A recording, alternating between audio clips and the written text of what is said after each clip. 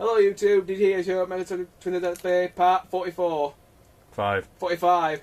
Play, you damn thing! In the last part, we inserted the cold key. In this part, we'll hopefully insert the hot key and get on to the boss fight with Metal Gear Rex. Hot key. Basically, Naomi Hunter, when she injected us with the nano machines, she secretly injected us with Fox Dye as well. Oh, right. So, basically, the way Fox Dye works, it's a computerized virus as far as I know, kind of like the one in Red Dwarf, and if you program it in a certain way, it can kill certain people for you. Lovely. But, depending on what sort of person you are, it affects you in different ways. Example, let's say if you're a really fit sort of person who's nice and healthy, yeah. Who's nice and healthy, it might not kill you very quickly. Let's say if you're a really old man who's got like 5 seconds to live, it'll kill you pretty much very quickly. You've only got 5 seconds to live. I'm pretty sure a life-threatening virus is the least of your worries. You might die in 3 seconds. Wow. And the virus basically gives you a heart attack. Oh. You know, heart attacks can be quite painful because my dad had one once. My dad had an angina, which is sort of like a heart attack. I'm not entirely sure what the difference is.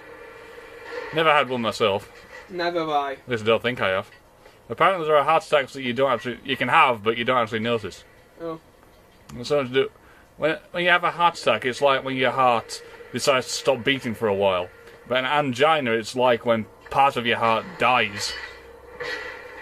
Okay. I remember when I took my course for basic life support, you know, CPR and that. It told me about different types of heart attacks. And it's one of those things. And we're in the floor out again. Oh, bloody hell! How's the image looking at him? Is it all right? No problem. Good. Yeah, just talking about it. It's one of those things where you listen for about 5 minutes and your brain decides to glaze over it. At the end of it, you think, maybe I should have listened to that. Right, we are now at the blast furnace, YouTube. Finally! Bloody hell, that takes a while. I know. So, Blast furnace. first things first, annihilate this guy. Kick him into the furnace. Oh, so you're just going to walk around this place, really? Yeah. Drop I it in. suppose if you jumped in it would turn into a hotkey in 5 seconds for that, but you'd die in the process. It also melts.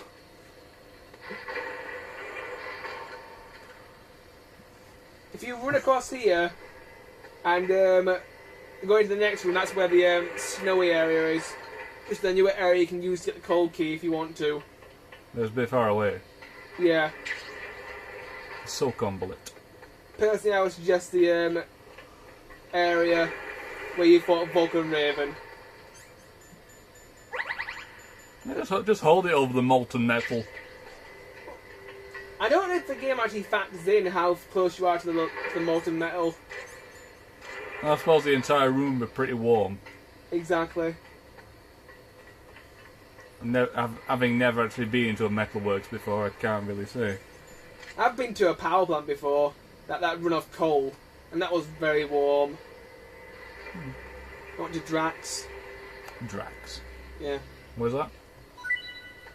Somewhere near Wakefield. A college trip. Fair enough. The power key's still blue. It'll turn yellow soon. I mean, the hottest room in the entire game, but it shouldn't be far off now. I thought I cut this out, but it looks like I didn't. That's it. Walk into the steam, that'll warm it a bit quicker. Oh, there we go. It's changed to room temperature. Alright. This could take a while. It could take a long... Teabag the floor. Why? Why not? Yeah, of course, why not? Just teabag the floor, yeah. Oh, you did skip it. There we go. That was a little quick jump cut there. Come on, move! Thank you. Right, that's the closest thing you're ever going to get to editing in this. Alright, let's run all the way back to the bleeding laptop room. The great laptop room. We may go into the boss fight of Metal Gear now. We got another 5 minutes to go. This is quite a good boss more or fight. less. Although it's kind of pathetic because Metal Gear moves far too slowly. Oh, I can't imagine a bipedal. Goes. I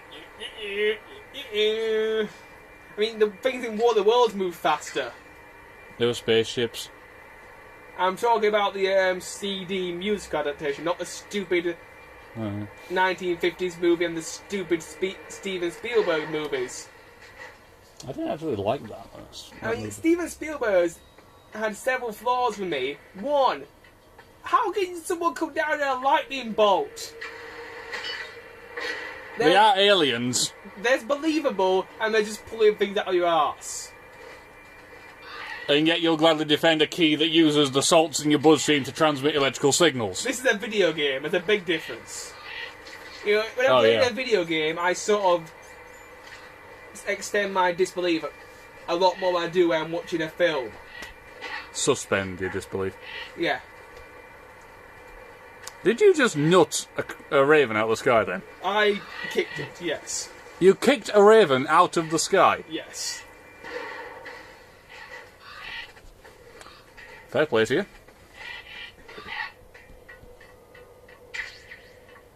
And the other thing I never liked about the War of the Worlds movies, for some bizarre reason they decided to give the Martians shields. Why? They're already giant walking fighting machines with giant laser beams. They don't really need shields. Well, that reminds me. I've recently watched Independence Day, which is a movie that I haven't seen for many years. I like that movie. Will Smith's awesome in it. I have got to get me one of these. Does the barrel roll? Alien comes out the pod. He lamps it one. Welcome to Earth. That was epic. The thing that the movie itself was all right, and like I say, Will Smith's just a fantastic actor anyway. But the one thing that really pissed me off is when it's talking about all the air forces from around the world. You know, the Americans have found a way to destroy them, so they're sending messages all around the world. With Morse code. Yeah, and then it gets to the English. It gets to the English one. I say, Roderick, I do believe the jolly old Americans have found a way to kill these alien blighters. What the fuck? I'm English. No one talks like that here. Seriously. Oh, Naomi's talking. Oh, goody.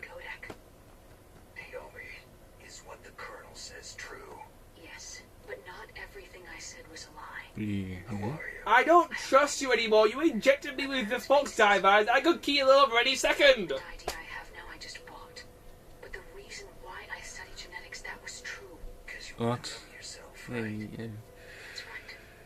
I want to know where I came from. My age, my race. Where you came from? You came from probably a hospital out of your mother.